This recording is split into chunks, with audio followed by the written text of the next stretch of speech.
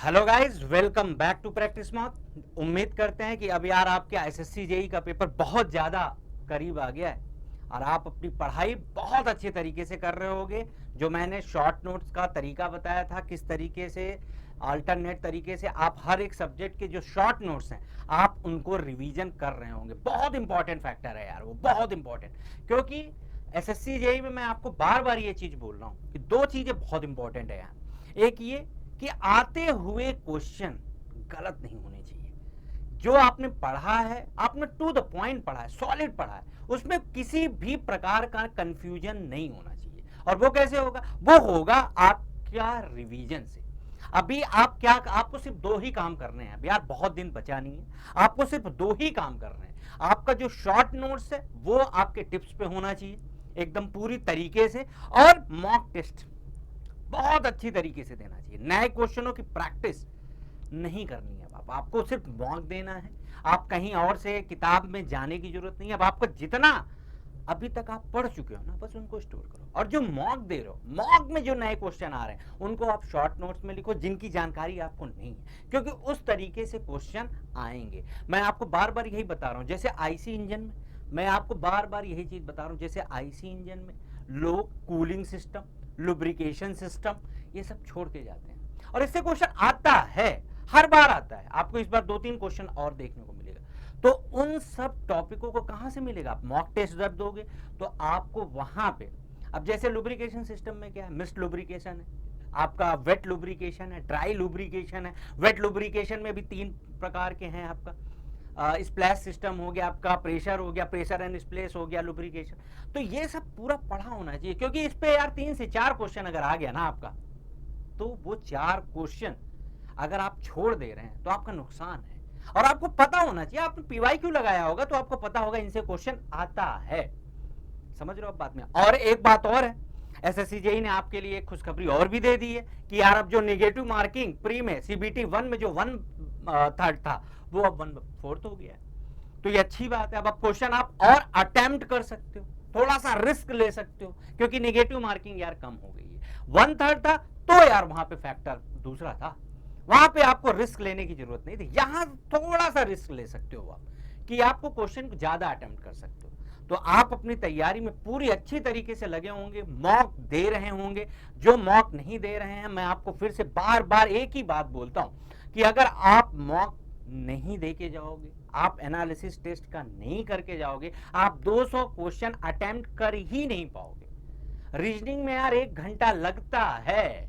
अगर आप 45 क्वेश्चन या 45-46 क्वेश्चन सही करना चाह रहे हो रीजनिंग में, तो आपको 1 घंटा लगेगा। बल्कि आप टेक्निकल में आप कुछ बड़े क्वेश्चनों को, न्यूमेरिकल को छोड़ सकते हो। आप 80 क्वेश्चन का अगर टारगेट बना के जा रहे हो कि 80 क्वेश्चन हमको पूरी तरीके से करना है, उसमें भी 100 क्वेश्चन तक आपको जाना पड़ेगा।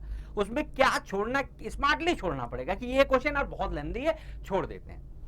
तो इस तरीके से आप एनालाइज अपने आप को मॉक से ही करोगे। समझ में आ गई बात? तो हम लोगों ने मैकेनिकल में जो मॉक कर रहे थे, आपको तरीके में बता रहा था कि किस तरीके से मॉक अटेम्प्ट करना है। क्वेश्चन आते जाते रहेंगे यार, उससे नहीं मतलब, कैसे पेपर को अटेम्प्ट करना है, कितनी जल्दी क्वेश्चन को अटेम्प्ट करना है। और आप देख ही रहे होगे मैकेनिकल का जो मॉक है यहाँ पे मैंने कराया, क्या बेहतरीन पेपर है।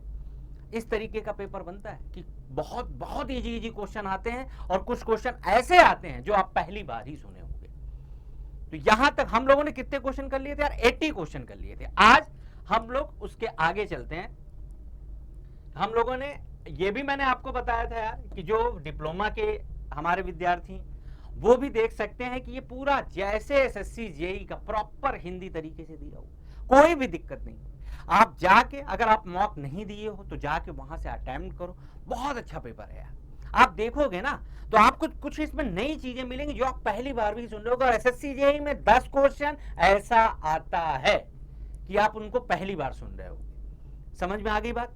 तो हिंदी वाले जो हमारे डिप्लोमा के विद्यार्थी हैं, जो हिंदी में पेपर अटेम्प्ट करना चाह रहे हैं, उनके लिए भी पूरा देखो, एक एक लाइन शुद्ध हिंदी लिखी हुई है, कोई दिक्कत नहीं है, वो समझने में दिक्कत नहीं होगी। जो टेक्निकल टर्म में हिंदी के टर्म है वही लिखा हुआ है। तो आप अगर मॉक, जो डिप्लोमा के विद्यार्थी हैं, जो हिंदी मीडियम वाले हैं, वो अगर नहीं दिए हैं, फ्री है, जाके वहां से दे सकते हो।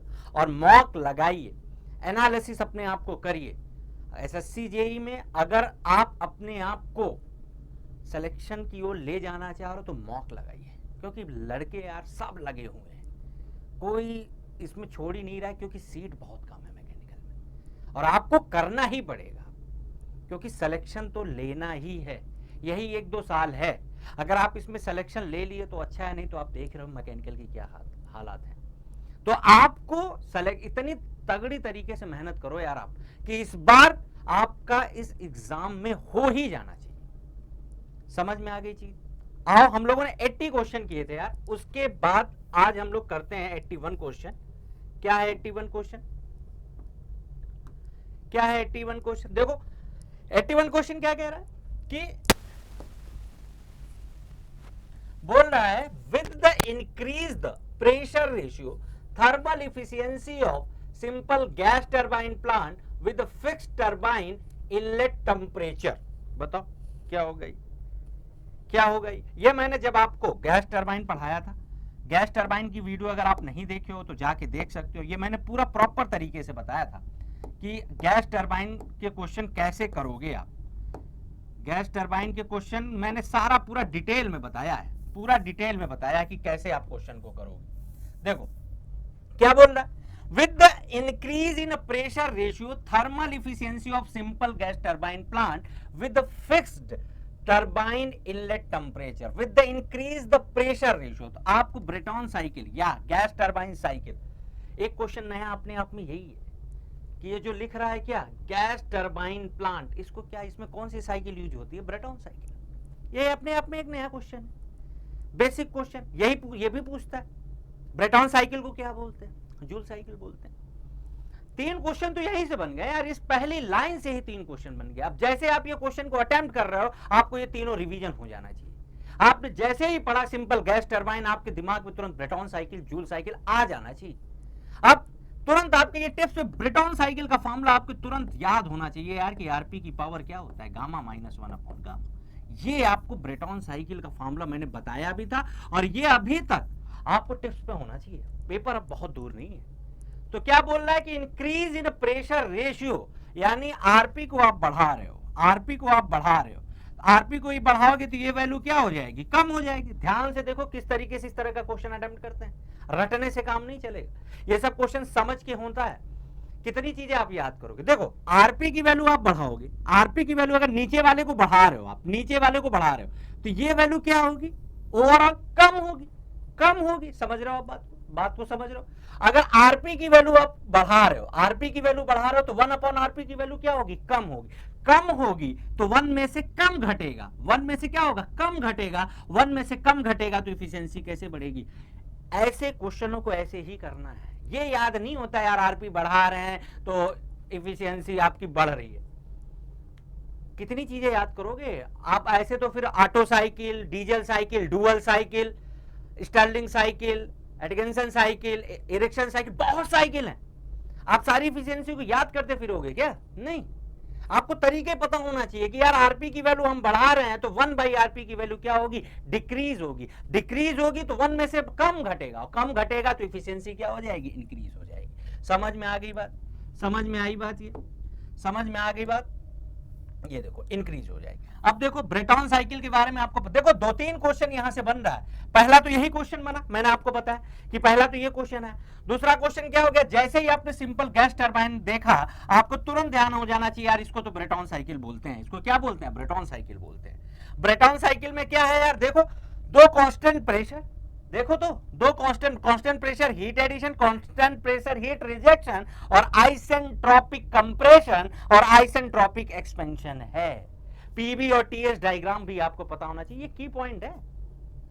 आपको यहीं से 4 से 5 क्वेश्चन तैयार हो गया, 5 क्वेश्चन आपका ब्रेटॉन साइकिल से आ गया, और एक 100% आ जाएगा। सबसे ज्यादा तो यही पूछता है कि अगर गैस टरबाइन प्लांट नाम लिया तो आपको ब्रेटॉन साइकिल याद होनी चाहिए, ब्रेटॉन साइकिल की इफिशियंसी ध्यान होनी चाहिए, ब्रेटॉन साइकिल में जो 4 प्रोसेस है वो ध्यान होने चाहिए यार कि कांस्टेंट प्रेशर हीट एडिशन होता है, और आपका आइसेंट्रोपिक कंप्रेशन होता है, कांस्टेंट प्रेशर हीट रिजेक्शन होता है, और आइसेंट्रोपिक क्या होता है, आपका एक्सपेंशन होता है। 4 प्रोसेस ध्यान होनी चाहिए आपको। उसके बाद क्या पूछता है, ये तो मैंने आपको बता ही दिया कि किस तरीके से आपका वो इंक्रीज कर रहा है। समझ में आ गई बात? हाँ, एक और चीजें पूछता है, देखो सारी चीजें लिखी हैं की पॉइंट में। देखो यार इसमें की पॉइंट जो है ना, बकवास चीजें नहीं लिखी है, सीधी सी बात है, जो आपके एग्जाम के लिए इंपॉर्टेंट है। जैसे ये डेटा पूछता है कि जो हमारा सिंपल गैस टरबाइन की जो एफिशिएंसी मैक्सिमम मिल सकती है वो कितनी है, तो 20 से 35% के बीच मिल सकती है। ये खुद एक बहुत ज्यादा इंपॉर्टेंट क्वेश्चन है। तो आपके 5 क्वेश्चन इस क्वेश्चन से मैंने कवर करा दिए कि जैसे ही गैस टरबाइन प्लांट का नाम है Brayton cycle, Brayton cycle, joule cycle, joule cycle कितनी प्रोसेस होते हैं, 4 होते हैं, पीवी और टीएस डायग्राम, और इनकी इफिशियंसी कितनी हो सकती है, 20 to 35%। खत्म। ये ऐसे इस तरीके से आप रिवीजन करोगे तो वहां पे with in a second question attempt कर पाओगे। करना ही पड़ेगा यार आपको, समझ में आ गई होंगी चीजें आपको। 122 की अगर हम बात करें, Bernoulli equation is derived making assumption. बहुत गलतियां करते हैं इसमें लोग, बहुत ज्यादा गलतियां करते हैं यार, बहुत ही ज्यादा गलतियां करते हैं इसमें। क्या करोगे आप, बर्नौली इक्वेशन, देखो कुछ एजम्पशन आपको याद रखने पड़ेंगे, किस किस चीज की। जैसे बर्नौली इक्वेशन हो गया, मैं आपको बता रहा हूं, ये सब चीजें, ये सब क्या, ये गलत होता है ना तो आपको बहुत ज्यादा हर्ट होता है, क्योंकि वो ऑप्शन ऐसे बना देगा और आप गलत करके आओगे। उसके लिए आपको एक एक एजम्पशन ध्यान होना चाहिए यार, ध्यान होना चाहिए। जैसे आपका बर्नौली इक्वेशन हो गया, स्टेडी फ्लो एनर्जी इक्वेशन हो गया, आपका क्या हो गया, यूनिफॉर्म हो गया, नॉन यूनिफॉर्म हो गया, स्टेडी हो गया, अनस्टेडी हो गया। इनके बारे में आपको एकदम टिप्स पे होनी चाहिए चीजें, आप समझ रहे हो। बाउंड्री लेयर में कौन सा एजम्पशन लगता है वो सारा आपको ध्यान होना चाहिए, क्योंकि यार उसी में फंसाता है। आपको एक भी एजम्पशन नहीं पता है, आप गलत कराओगे क्वेश्चन। बर्नौली इक्वेशन में मैं आपको एक बता रहा हूं ट्रिक, जहां पे भी आप यूनिफॉर्म देखो, यूनिफॉर्म देखा आपने, यूनिफॉर्म आपने अगर देखा तो इसके बारे में नहीं बोला गया, देखो। और 100% एक दो ऑप्शन आपको वो देगा, ये देखो। जैसे ही आपने यूनिफॉर्म, नहीं बताता यार यूनिफॉर्म के बारे में बर्नौली इक्वेशन, जहां से आपने यूनिफॉर्म देखा आपने तुरंत उसको कैंसिल कर दिया। देखो 2 ऑप्शन तुरंत एलिमिनेट हो गए। समझो बात को, या कुछ तरीके हैं जल्दी से पेपर अटेम्प्ट करने का। ये है कि आपने बर्नौली इक्वेशन देखा और मैं आपको बता रहा हूं कि यूनिफॉर्म है, उसको तुरंत डिलीट कर दो। नहीं बताता यार यूनिफॉर्म नॉन यूनिफॉर्म के बारे में, बताता ही नहीं। वो क्या बताता है, वो बताता है flow is steady, non viscous and incompressible and irrotational. यही आपके बर्नौली इक्वेशन का क्या है, एजम्पशन है। बहुत इंपॉर्टेंट पार्ट है, मैं आपको ट्रिक भी बता रहा हूं। जैसे ही आपने यूनिफॉर्म देखा, जैसे ही आपने यूनिफॉर्म देखा उसको आपने कैंसिल कर दिया, क्योंकि वो है ही नहीं। बर्नौली इक्वेशन में यूनिफॉर्म का नाम आया, आप तुरंत उसको एलिमिनेट कर दो आप। और ये आएगा 1 या 2 ऑप्शन में जरूर देगा यूनिफॉर्म। तो आपका आंसर क्या हो गया, the flow is steady, non viscous, incompressible, irrotational. यही चारों आपके क्या है, एजम्पशन है बर्नौली इक्वेशन की। आपको चीजें समझ में आ रही होंगी कैसे क्वेश्चन को अटेम्प्ट करना। आपने क्वेश्चन देखा, यूनिफॉर्म देखा, तुरंत आपने गलत कर दिया उसको कि यार यूनिफॉर्म के बारे में तो बताता ही नहीं। तो ऑप्शन कौन सा हो गया, सी। समझ में आ गई होंगी आपको चीजें। आओ 183 क्या क्वेश्चन, देखो। ए fluid jet is discharge from a 100 mm nozzle and the vena contracta formed has a diameter 90 mm. If the coefficient of velocity is 0.95, then the coefficient of discharge of the nozzle. Coefficient of discharge पूछा है। अब जब जैसे ही आपको coefficient of discharge, तो आपको formula पता होना चाहिए कि जैसे ही हम coefficient of discharge की बात करेंगे तो coefficient of construction और coefficient of क्या होता है, cc इक्वल टू cv, और coefficient of velocity की तो वैल्यू दे रखी है यार। कोफिशिएंट ऑफ वेलोसिटी की वैल्यू तो 0.95 दे रखी है। अब हमको इसका निकालना है कि वेना कंट्रैक्टा के जो ये कोफिशिएंट होता है वो कैसे निकालते हैं, वो कैसे निकालते हैं उसको भी आपको पता होना चाहिए। जो आपका सीसी होगा वो क्या होगा, एसी अपॉन क्या होगा, जेड होगा। खत्म। अगर आपको चीजें पता है ना तो within a second question खत्म होगा। CC equal to AC upon AZ. अब एसी की वैल्यू कितनी हो जाएगी आपकी, एसी की वैल्यू हो जाएगी π/4। डी की वैल्यू कितनी है, डी की वैल्यू कितनी है आपकी यहाँ पे वेना कॉन्ट्रैक्टा की 90, तो 90 mm का होल स्क्वायर। अगर आप जेट की बात करोगे, जेट का डायमीटर कितना है π/4 100 स्क्वायर। अब यही आप यहाँ पे रख दो, यही आप यहाँ पे रख दो। जब यहाँ पे आप रखोगे इसकी value π/4 90 square pi by 4 100 square, pi by 4 से पाई बाई 4 कटेगा और ये कितना आ जाएगा, ये आ जाएगा आपका 0.81 आ जाएगा। रख दो वैल्यू आप, सी डी इक्वल टू सी सी की वैल्यू कितनी आ गई 0.81 आई और सी बी की वैल्यू कितनी रखी है 0.95। जब आप इसको सॉल्व करोगे तो ऑप्शन आ जाएगा ये। ध्यान होना चाहिए यार, ध्यान होना चाहिए। आता है इस तरीके का क्वेश्चन आपको मिलेगा, इसी टाइप का क्वेश्चन आपको मिलेगा 100% इसी टाइप का क्वेश्चन आपको मिलेगा। समझ रहे हो आप बात, समझ रहे हो आप बात को। और आपको मल्टीप्लाई करने का तरीका मैं बता रहा हूं, आप वो इस तरीके से मल्टीप्लाई नहीं करोगे। मैं आज आपको एक मल्टीप्लाई का तरीका थोड़ा सा बता दे रहा हूं। जो ये वीडियो देख रहिएगा वो आप मल्टीप्लाई का तरीका हमेशा वही अप्लाई करोगे। कैसे अप्लाई करोगे यार मल्टीप्लाई का तरीका, ये तो आप देख ही लियो। देखो मल्टीप्लाई करने का तरीका आप कैसे करोगे, जब भी आपको ये मिले ना, जैसे आप मल्टीप्लाई कर रहे थे 0.81 और 0.95, यही तो मल्टीप्लाई कर रहे थे आप। देखना जरा विद इन ए सेकंड देखना, विद इन ए सेकंड देखना। ट्रिक होती है यार, कुछ ट्रिक आपको ये पता होनी चाहिए आपके, चाहे जो जेई एग्जाम में है, न्यूमेरिकल में ये आप नहीं बोल सकते बहुत ज्यादा, इन सब में मल्टीप्लाई करने में समय नहीं लगता। देखो कैसे करोगे 8195, देखो 155, देखो 155, ये मल्टीप्लाई कैसे 155 और ये 9 हो गया और ये कितना हो गया 8 5 जा 40 और 1 9 जा 9 यानी 49 हो गया, तो 9 आ गया।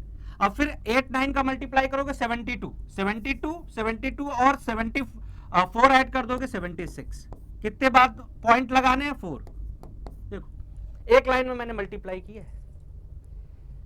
आप गए उस बेसिक तरीके से मल्टीप्लाई करना, तुरंत गलत करोगे। क्या करना है मल्टीप्लाई में, एक बार फिर से देख लो, मैं तुरंत बताता हूं इसको कैसे करोगे। 8 1 अगर 9 5 है तो सबसे पहले आप इसमें मल्टीप्लाई करो, 1 5 में 5 का मल्टीप्लाई, फिर क्रॉस मल्टीप्लिकेशन करो, 8 5 जा 40 और 1 9 जा 9, तो क्या होगा दोनों को ऐड कर दो, 40 और 9 कितना हो गया 49।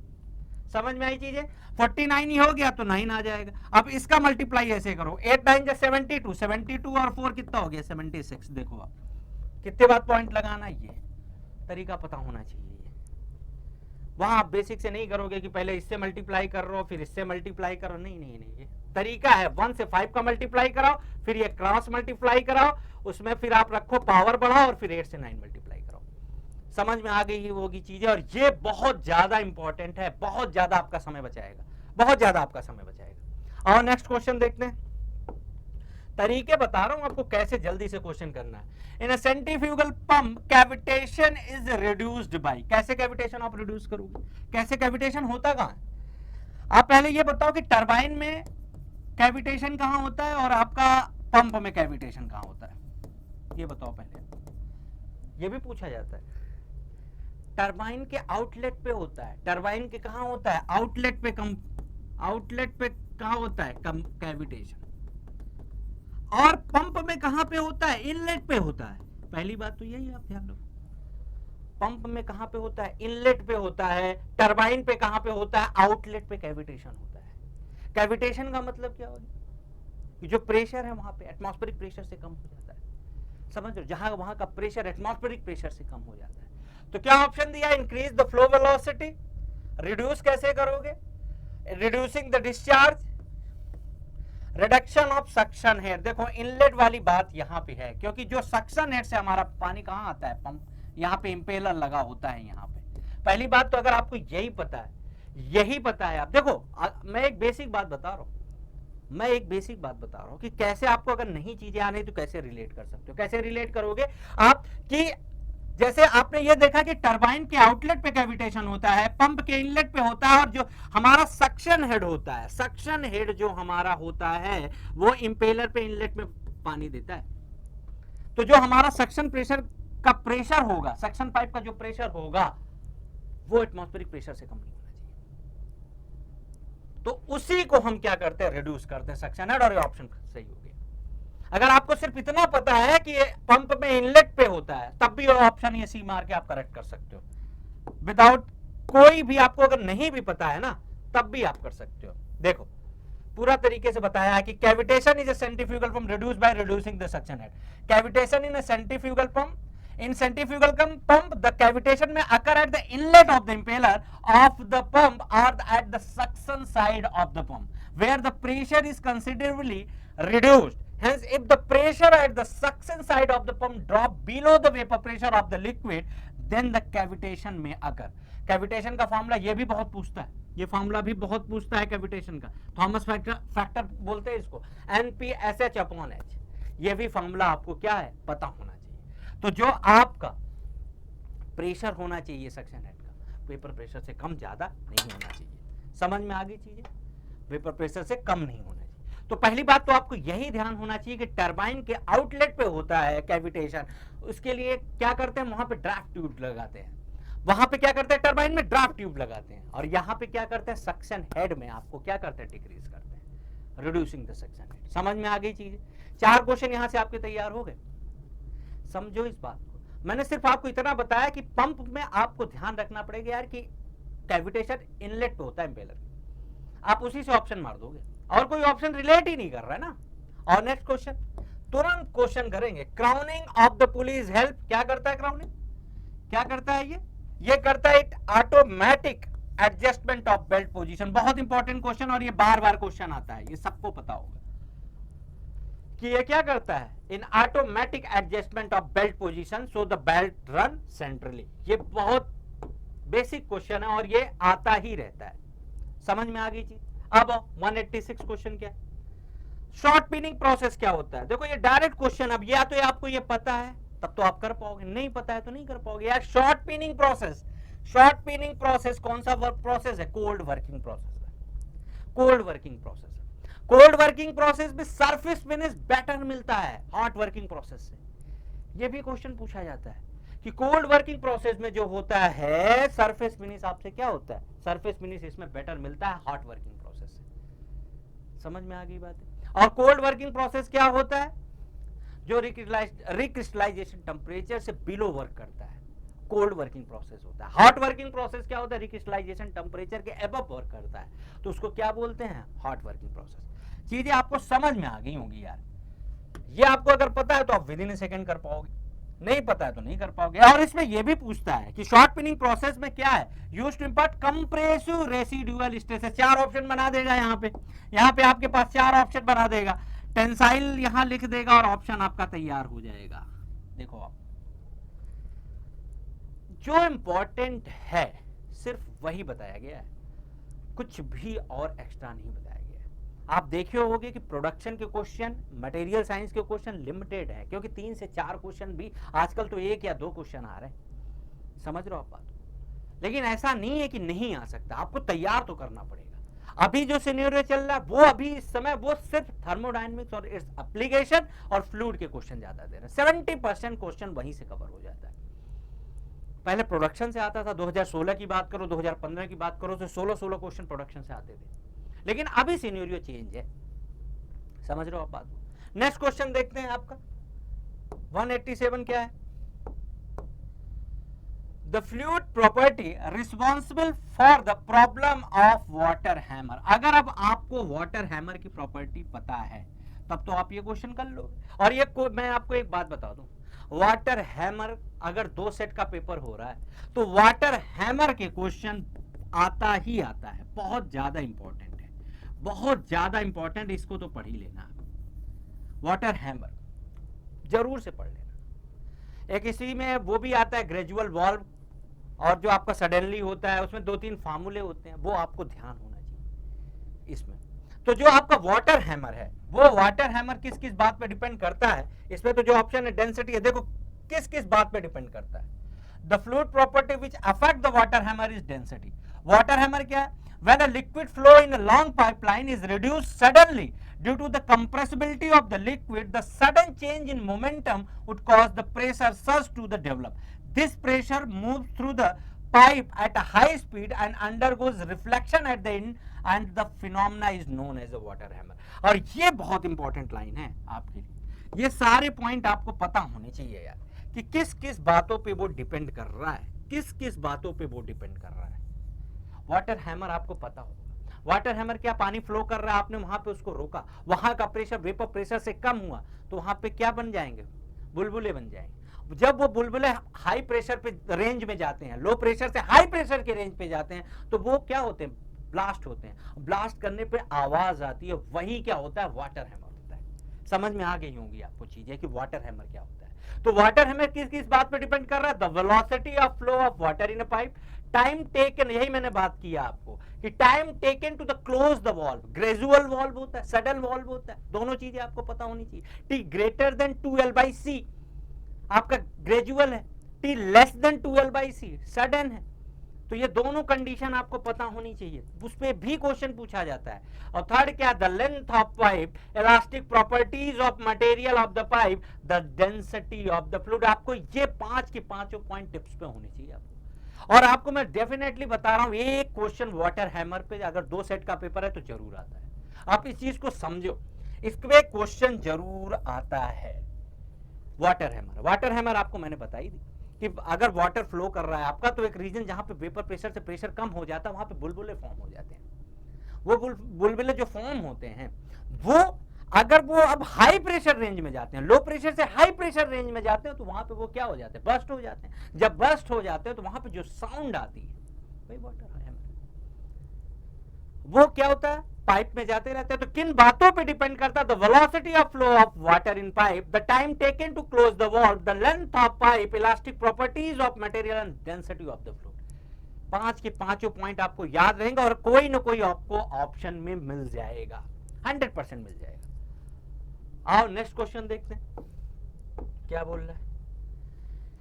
A liquid in a circular container is given a rigid body rotation about the axis of the cylinder. The piezometric line in a cross section is, बहुत इंपॉर्टेंट क्वेश्चन है और ये आपको डायरेक्ट याद रखना है, बहुत इंपॉर्टेंट क्वेश्चन है। और इसमें मैं आपको बता रहा हूं कि 90% लोग गलत करेंगे, गलत करेंगे, क्योंकि क्वेश्चन वो ढंग से पढ़ेंगे नहीं इसको। उन्होंने बस इतना देखा कंटेनर है और उसको रोटेशन करा रहा है, फोर्स वर्टेक्स मोशन है, पैराबोलाइड बनेगा। अरे देख तो लो क्या है, सर्कुलर कंटेनर है। हम लोग जो कंटेनर लेते थे ये रेक्टेंगुलर कंटेनर लेते थे और यहाँ पे इसको घुमाते थे ओमेगा से।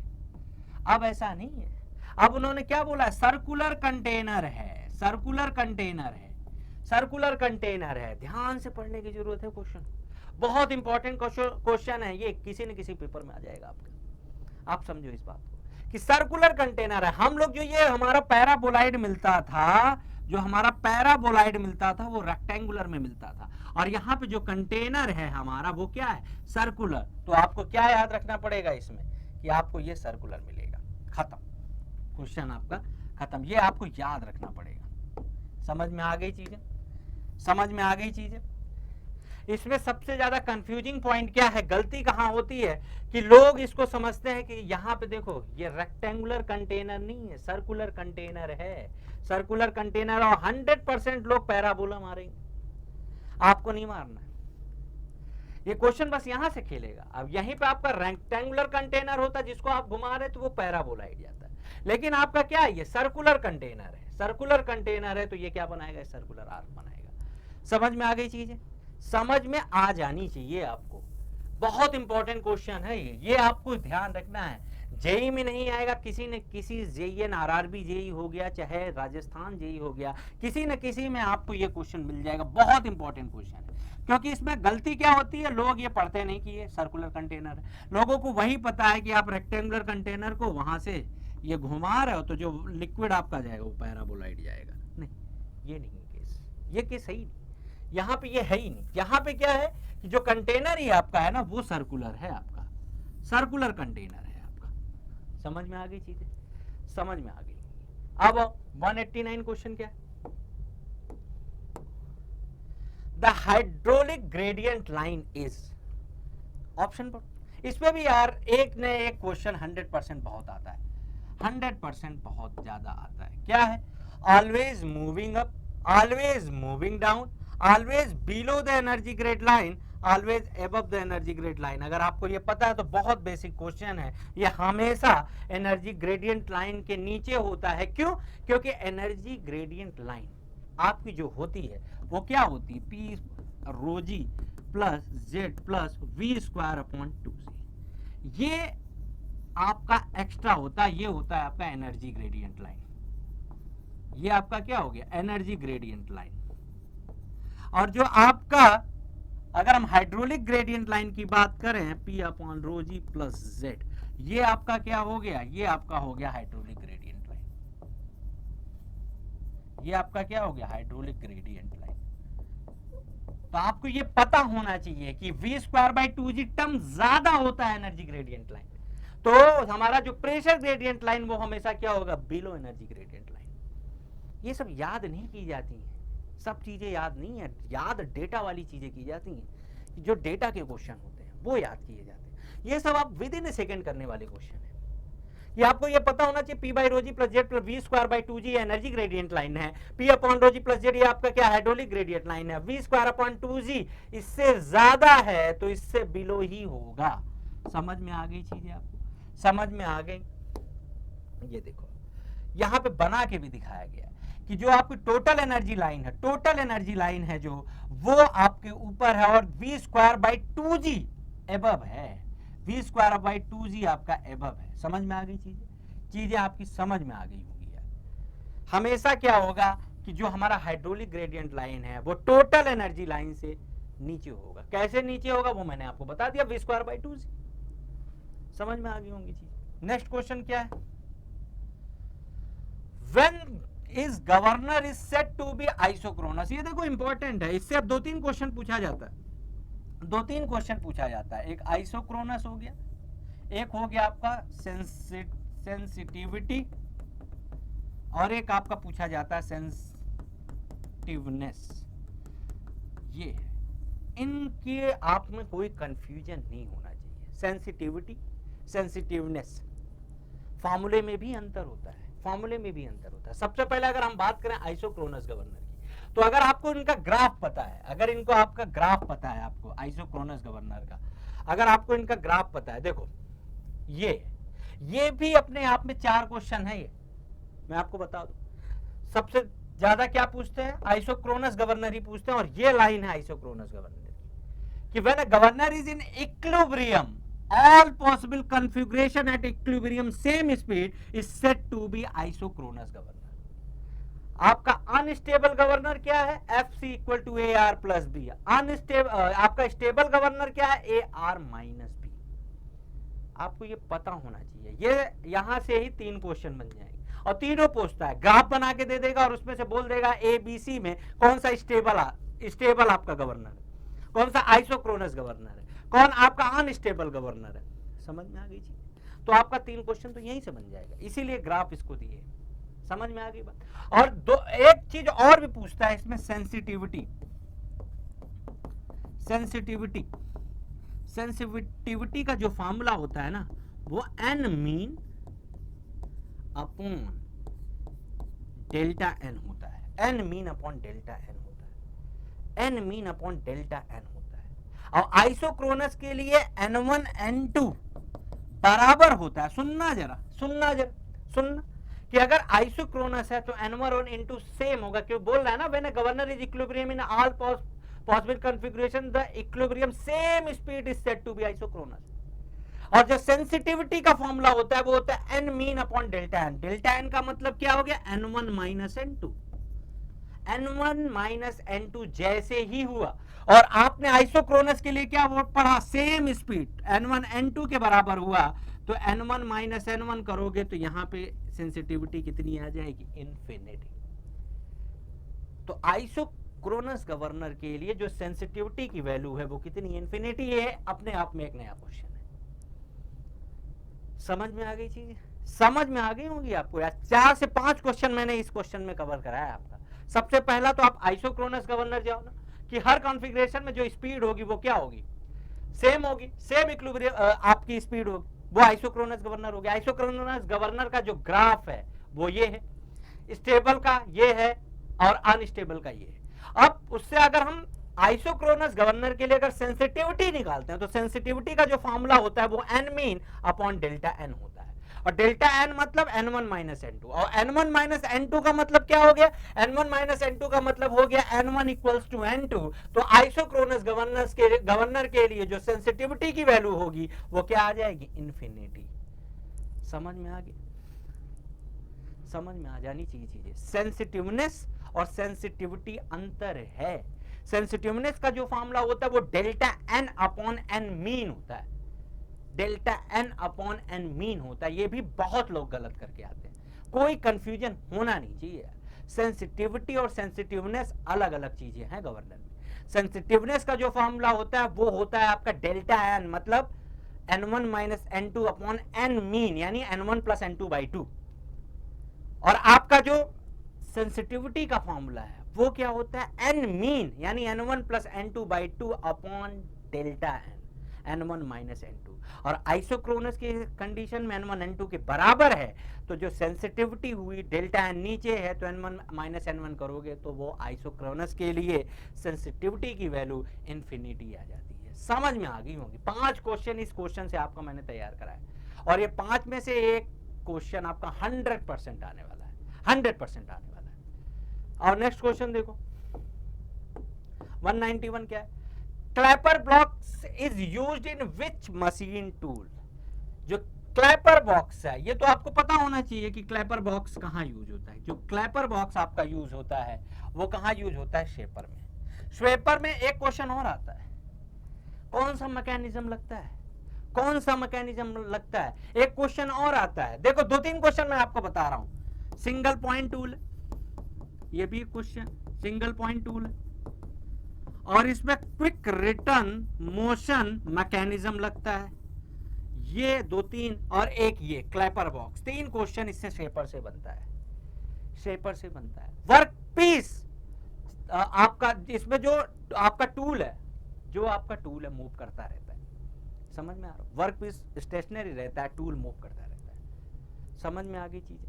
3 क्वेश्चन इससे आता है शेपर से, शेपर से 3 क्वेश्चन आता है। एक तो ये सिंगल पॉइंट टूल है, क्विक रिटर्न मोशन मैकेनिज्म लगता है, और क्लैपर बॉक्स का यूज कहां होता है, शेपर में होता है। आप डायग्राम देखोगे तो आपको ज्यादा अच्छे से पता चलेगा। ये लगा है क्लैपर बॉक्स, देखो आप, देखो कुछ इंपॉर्टेंट पॉइंट है जो आपको ये पता होना चाहिए सारा क्लैपर बॉक्स के बारे में, क्या है ये आप ये पढ़ लेना। और इसी से ही देखो क्वेश्चन शेपिंग से आता है तो यही पूछता है, मैंने बताया ना आपको कौन सा मैकेनिज्म इसमें लगता है, क्विक रिटर्न मोशन मैकेनिज्म लगता है। समझ में आ गई बात। और क्लैपर बॉक्स कहाँ यूज होता है, शेपर में यूज होता है, और सिंगल पॉइंट कटिंग टूल है, खत्म। नेक्स्ट क्वेश्चन देखो आप 192। मैंने बोला था भी आपको, जब मैंने पंप पढ़ाया था तो वहां पे भी बोला था कि जो कैविटेशन पैरामीटर है, अभी मैंने आपको वहां बताया कि जो cavitation parameter sigma is defined in terms of net positive suction head. क्या फॉर्मूला होता है सिग्मा का, सिग्मा का फॉर्मूला होता है NPSH अपॉन नेट हेड। क्या होता है, नेट हेड। नेट हेड की वैल्यू कितनी दे रखी है, NPSH अपॉन H। बस खत्म हो गया। ये फॉर्मूला आपको मैंने अभी बताया था, और डी ऑप्शन करेक्ट। अब देखो NPSH का 2-3 फॉर्मूला होता है। अब NPSH को कैसे लिखते हैं, वो ये लिखते हैं, देखो NPSH को क्या लिखते हैं, P एब्सोल्यूट अपॉन रो जी plus VS upon 2G PV absolute upon rho g HM। अगर सिग्मा C की, अगर आपको कैविटेशन अवॉइड करना, ये भी बहुत ज्यादा इंपॉर्टेंट है कि अगर कैविटेशन को आपको अवॉइड करना है तो ये सिग्मा की वैल्यू आप निकालोगे NPSH अपॉन HM से, और वो किससे ग्रेटर देना आना चाहिए, सिग्मा C। वो वैल्यू दे रखे होंगे आपको, क्या होगा, NPSH दे रखे होंगे, नेट हेड दे रखे होंगे, और सिग्मा C की वैल्यू दे रखे होंगे। और आपसे ये पूछे होंगे कि कैसे कैविटेशन को रोक सकते हैं। अगर सिग्मा की वैल्यू यानी इसकी वैल्यू स्टैंडर्ड वैल्यू से ग्रेटर देन है तो आपका कैविटेशन रोका जा सकता है। समझ में आ गई, रोका जा सकता है। और ये देखो क्या important, the following factor of contribute toward the onset of cavitation, high runner speed, high temperature, और लेस अवेलेबल ऑफ NPSH। समझ में आ गई होंगी चीज आपको कि कैसे। देखो NPSH का फॉर्मूला आपको पता चल गया। NPSH को और क्या लिख सकते हैं, ये फॉर्मूला भी डायरेक्ट लिखता है ऑप्शन में, डायरेक्ट ऑप्शन में ये आपको फॉर्मूला दिखेगा। तो आप तो या ये करो, दोनों फॉर्मूले आपको ध्यान होने चाहिए, और क्या कंट्रीब्यूट करता है कैविटेशन के 3 पॉइंट वो ध्यान होने चाहिए, और कैसे अवॉइड कर सकते हो। तो 4 से 5 क्वेश्चन इसी की पॉइंट में आपके तैयार होगा, और एक क्वेश्चन आपका कैविटेशन से 100% आता है। आपको 2 में मूल मंत्र आपको बता चुका। पहले तो आपको दिमाग में ये यूज होना चाहिए कि जो कैविटेशन अकर करता है वो टरबाइन के आउटलेट पे, रनर के आउटलेट पे करता है। वहां फिर कैविटेशन को बचाने के लिए क्या लगाते हैं, ड्राफ्ट ट्यूब लगाते हैं हम लोग। वो काइनेटिक एनर्जी को प्रेशर एनर्जी में चेंज करता है। और जो हमारा पंप में कैविटेशन अकर करता है वो कहां अकर करता है, वो यार इनलेट ऑफ इंपेलर पे करता है, या आप ये बोल सकते हो कि इनलेट पाइप जो हमारा सक्शन हेड की पाइप है उस पे अकर करता है। तो ये दोनों पॉइंट आपका ध्यान रखना पड़ेगा। और कैविटेशन को कम करने के लिए आपको सेक्शन हेड कम करना पड़ेगा, सेक्शन हेड की वैल्यू कम रखनी पड़ेगी आपको। ये याद होने चाहिए, ये टिप्स पे ध्यान होना चाहिए। और की पॉइंट ऐसे ही लिखाए गए कि एक क्वेश्चन आप यहां से तैयार करो, बाकी 4 क्वेश्चन आप यहां से तैयार करो। वही तो मैं कह रहा हूं, अगर आपने जो टेस्ट सीरीज हमने बनाई मॉक प्रैक्टिस मॉक, अगर आपने वो 10 लगा ले गए ना, तो आपका मैं बता रहा हूं वो 1000 क्वेश्चन है, और 1000 से आप 4000 क्वेश्चन तैयार कर ले जाओगे। सिर्फ एसएससी नहीं, जितने भी इंडिया में जेईएन एग्जाम हैं सारे कवर हो जाएंगे। हर एक क्वेश्चन में की पॉइंट लिखा, और 3 से 4 क्वेश्चन आपके की पॉइंट से तैयार होंगे और वही आएंगे। मैं आपको बार बार ये बता रहा हूं। आओ 193 क्या बोल रहा है जरा देखो, ये बहुत अच्छा क्वेश्चन है और ये क्वेश्चन में समय लगता है। इस क्वेश्चन को जब आप टेस्ट अगर अटेम्प्ट कर रहे हो ना, आप देखो या तो आपकी स्पीड बहुत तेज है तो पहली बार में अटेम्प्ट करके निकल लो, नहीं तो दोबारा हो। जब 45 मिनट में आप पूरा क्वेश्चन अटेम्प्ट करो पहले और 80 क्वेश्चन तक पहुंच जाओ, तो दोबारा हो तब इस क्वेश्चन को अटेम्प्ट करो। थोड़ा सा बड़ा है बस, लेकिन आपको अगर पता है ना विद इन ए सेकंड होगा। देखो क्या क्वेश्चन बोल रहा है, A 40 kilowatt engine has mechanical efficiency of 80%, यानी आउटपुट आपको दे रहा है क्या, आउटपुट वैल्यू कितनी दे रही है आपको 40 किलोवाट। और जब आप एक बात बताओ मैकेनिकल इफिशियंसी की आप बात करते हो, जरा ध्यान देखना, आउटपुट की बात मैं बता रहा हूं, ये कौन सा पावर है, मतलब ये दे रहा है ना इंजन हैज मैकेनिकल इफिशियंसी 80%, यानी ये आउटपुट है। और ये मैकेनिकल इफिशियंसी का जो फॉर्मूला होता है वो होता है ब्रेकिंग पावर अपॉन क्या, impeller power, indication power, impeller बोल रहा हूं, इंडिकेटेड पावर। अब यानी बीपी की वैल्यू यहां पे क्या दे रखी है, बीपी की वैल्यू आपको दे रखी है कितना 40 किलोवाट। ये क्यों बता रहा हूं, ये यहां पे क्यों बताया क्वेश्चन पढ़ने से ही पहले, क्यों, क्योंकि ये बोल रहा है 40 kilowatt engine has mechanical efficiency 80%, यानी ये जो पावर है आपका क्या है, ये ब्रेक पावर है। ब्रेक पावर की वैल्यू कितनी होगी 40 किलोवाट। अब आगे पढ़ो, if the frictional power is assumed to be constant with the load, what is the approximate value of mechanical efficiency at the 50% of rated load, 50% of rated load। देखो बहुत ध्यान से समझना, बहुत आसान क्वेश्चन है, थोड़ा सा ध्यान देने की जरूरत है, सुनना। अब दूसरी लाइन में क्या बोल रहा है, frictional power assumed to be constant, अच्छी बात है। मैकेनिकल इफिशियंसी की वैल्यू कितनी दे रखी है 80%, आप इसको क्या लिखोगे 80/100। और यहां से ब्रेक पावर की वैल्यू कितनी दे रखी है 40, यहां से आप इंडिकेटेड पावर की वैल्यू नहीं निकाल लोगे, कैसे निकालो, इंडिकेटेड पावर की वैल्यू कितनी आ गई 50, जरा ध्यान से देखते जाओ आगे। यहां से इंडिकेटेड पावर, अब क्या बोल रहा है, frictional power assumed to be constant, frictional power assumed to be constant, friction power निकालो यहां से, तो आईपी इक्वल्स टू क्या होता है BP plus friction power. BP की वैल्यू कितनी दे रखी है आपकी 40, आईपी की वैल्यू आपने कितना निकाला 50, बीपी की वैल्यू कितनी दे रखी है 40 प्लस फ्रिक्शन पावर की जो वैल्यू है वो कितनी आ गई आपका, फ्रिक्शन पावर की वैल्यू आ गई 10। समझ में आ गया यहां तक समझ में आया। ये तो बहुत बेसिक चीज मैंने बताया, यहां पे तो कोई गड़बड़ होनी ही नहीं चाहिए आपको, कुछ भी यहां पे सब अच्छा चल रहा, अभी तक समझ में आ गया। अब ये बोल रहा है कि frictional power assumed to be constant, constant बोल दिया, मतलब जब आप 50% रेटेड लोड ले रहे हो तब भी फ्रिक्शन पावर की वैल्यू जो पहले थी वही अब भी है। इसका मतलब क्या है, 50% रेटेड लोड, अभी तक जो आपका आउटपुट था कितना था, इंजन 40 किलोवाट दे रहा था, लेकिन अब क्या कर रहा है 50% रेटेड लोड, यानी आपका जो ब्रेकिंग पावर अब कितना हो गया 20। ये समझना बहुत जरूरी है कि ये 20 कैसे लिख रहा हूं मैं, ये 20 कैसे लिख रहा हूं ये समझना जरूरी है। कैसे, ये क्या बोल रहा है 50% ऑफ रेटेड लोड तो 50% मतलब क्या हो गया, 40 का हमने क्या कर दिया 50%, 20। अब ब्रेकिंग पावर की वैल्यू कितनी आ गई आपका 20, फ्रिक्शन पावर की वैल्यू कितनी दे रखी है, कांस्टेंट है, तो यानी कांस्टेंट है इक्वल टू 10। अब आईपी की वैल्यू आप नहीं निकाल पाओगे यहां से, आईपी की वैल्यू क्या होती है, IP equals to BP plus FP और इक्वल टू क्या हो जाएगा 20 प्लस 10 इक्वल टू 30। अब वो पूछ रहा है कि मैकेनिकल इफिशियंसी आप बताओ। अब अगर आपको मैकेनिकल इफिशियंसी आपको बतानी है तो आप लगाओ दो, मैकेनिकल इफिशियंसी कितना हो जाएगा ब्रेकिंग पावर अपॉन आईपी, यानी कितना हो गया 20/30 इंटू 100 काट दोगे तो ये आपका आ जाएगा 66%। समझ में आ गई चीजें? आपको समझ में आ जानी चाहिए यार, समझ में आ जानी चाहिए। ये क्वेश्चन कुछ भी नहीं है इसमें कुछ भी नहीं है। सबसे पहले आपको क्या करना पड़ेगा, ये 40 किलोवाट इंजन है जो मैकेनिकल इफिशियंसी यानी ये आउटपुट दे रहा है। आउटपुट क्या होता है मैकेनिकल इफिशियंसी में? Braking power. ब्रेकिंग पावर की वैल्यू कितनी है 40 किलोवाट। समझ में आई चीज?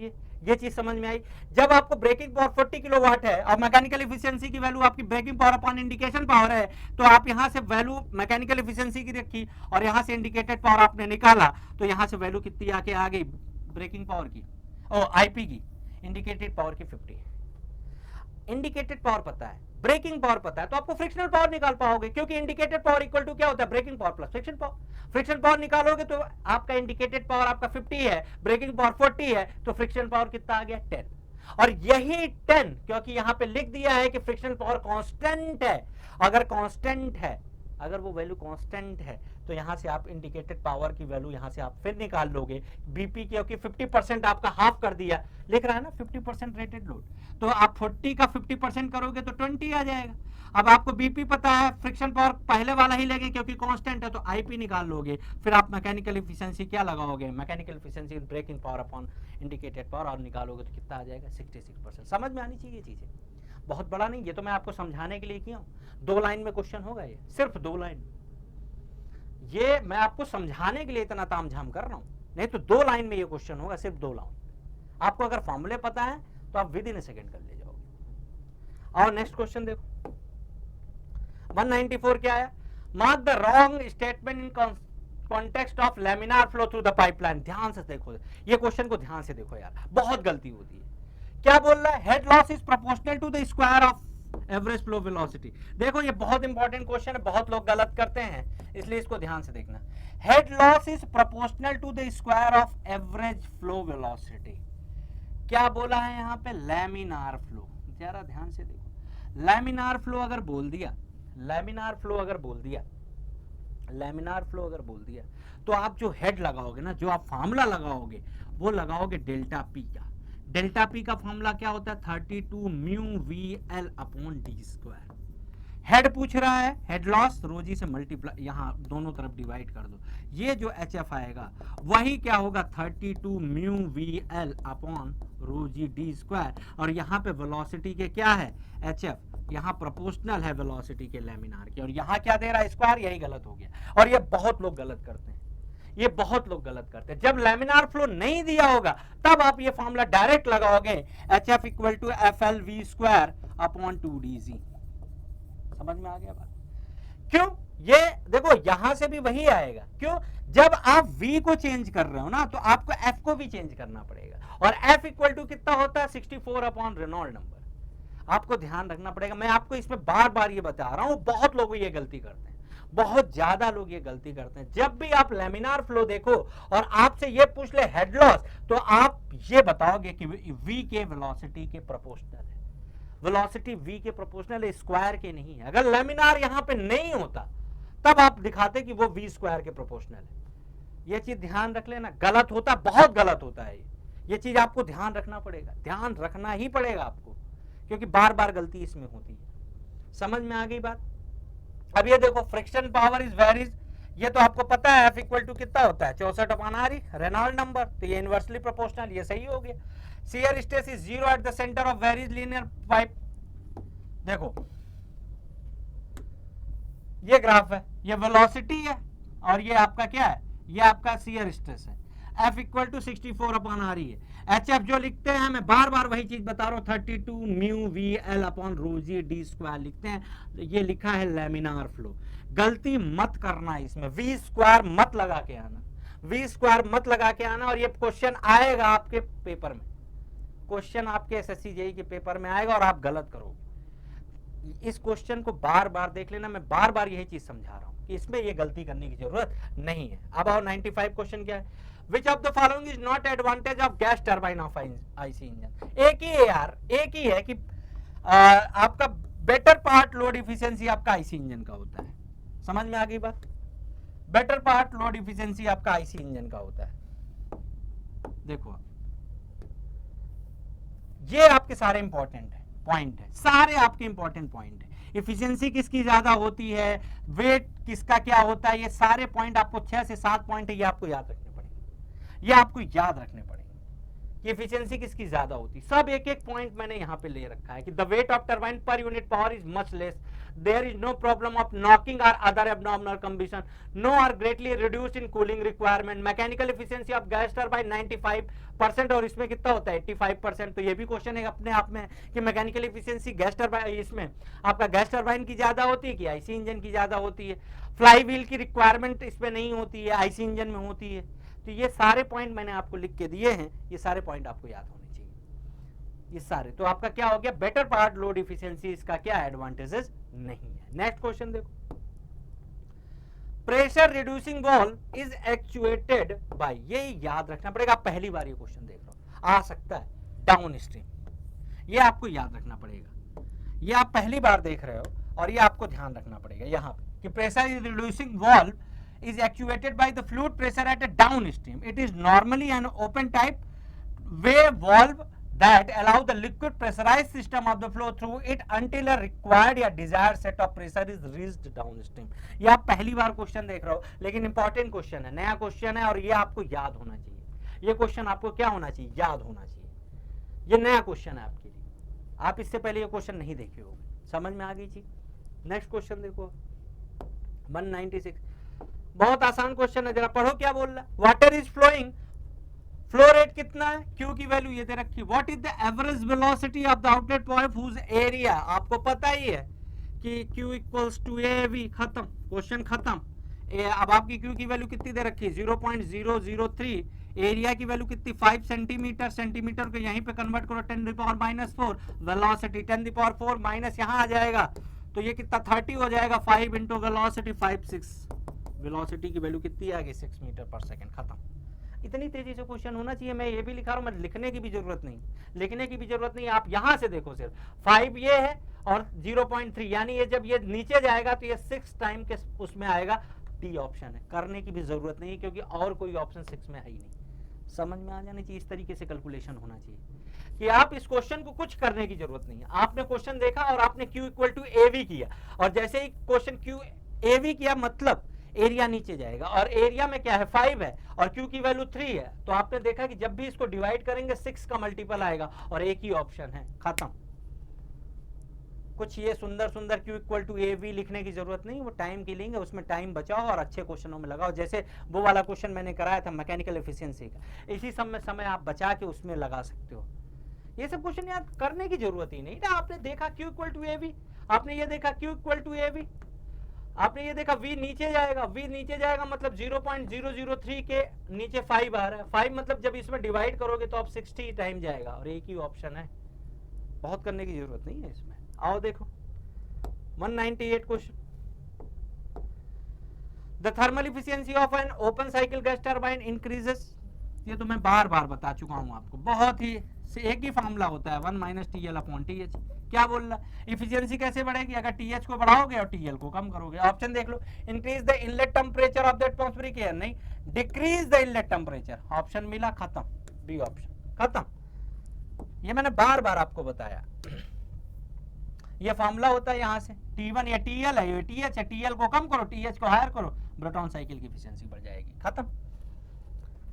ये तो बार बार बताया मैंने, इसमें तो कुछ है ही नहीं। नेक्स्ट क्वेश्चन 199,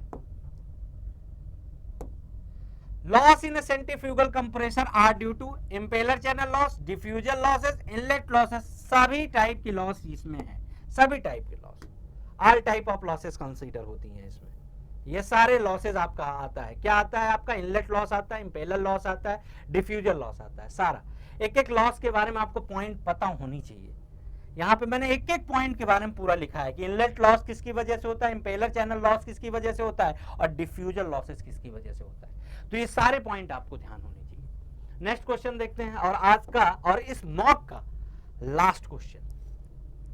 आज आपका मॉक खत्म हो रहा है और आपको इस 100 क्वेश्चन से अगर आप सीखे होगे ना तो बहुत चीजें आपको सीखने को मिली होंगी। क्या बोल रहा है, the choking in a compressor implies, choking कब होता है, मैंने नोजल में भी बताया था। मैंने नोजल, अगर आपने मेरा वीडियो देखा हो तो मैंने नोजल में भी बताया था, मैक्सिमम मास फ्लो रेट हो जाए, मैक्सिमम मास फ्लो रेट हो जाए, फिक्स फ्लो रेट हो जाए, तो वहीं पे वहां पे क्या आ जाता है, वहीं पे आपका क्या आ जाता है, चोकिंग हो जाती है। अब इसमें क्या सर्ज भी पूछा गया है, स्टालिंग भी पूछा गया है, और आपका चोकिंग भी पूछा गया, तीनों चीज को मैंने बताया।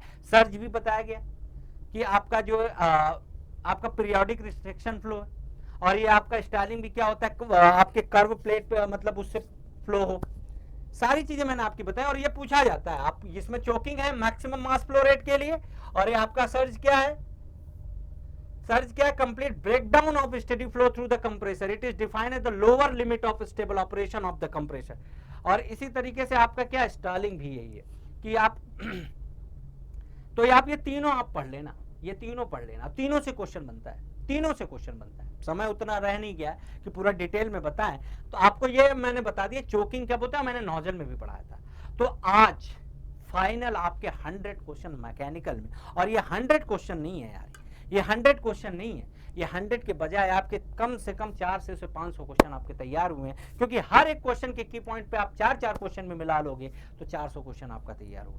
आप अपनी तैयारी इस तरीके से करिए कि आप यार ये आपकी लास्ट प्रिपरेशन हो, और आप अपनी जो आप सीपीडब्ल्यूडी में जाना चाहते हो, मैकेनिकल में कम है यार सीट, आपको पता है, लेकिन मैकेनिकल वाले बंदे मेहनती होते हैं, आपको सबको ये भी पता है कि मैकेनिकल वाले कर ही लेते हैं। तो आप भी अपना 100% दीजिए, छोड़ दीजिए इस समय, अभी 20 दिन बचा है, अंडरग्राउंड हो जाइए, पूरी तरीके से क्वेश्चन को लगाइए, एनालिसिस करिए, टेस्ट दीजिए, नहीं अगर हो रहा 2-2 टेस्ट दीजिए, और सिर्फ उन 2 टेस्टों को एनालाइज करिए। अगर 200 क्वेश्चन आप दिन भर में एनालाइज कर रहे हो ना, तो आप समझो 400 से 500 क्वेश्चन तैयार कर ले रहे हो, और ये आपके लिए गोल्डन अपॉर्चुनिटी है कि आप जॉब ले लो यार, और होगा उसी का जो 80 क्वेश्चन अटेम्प्ट करेगा।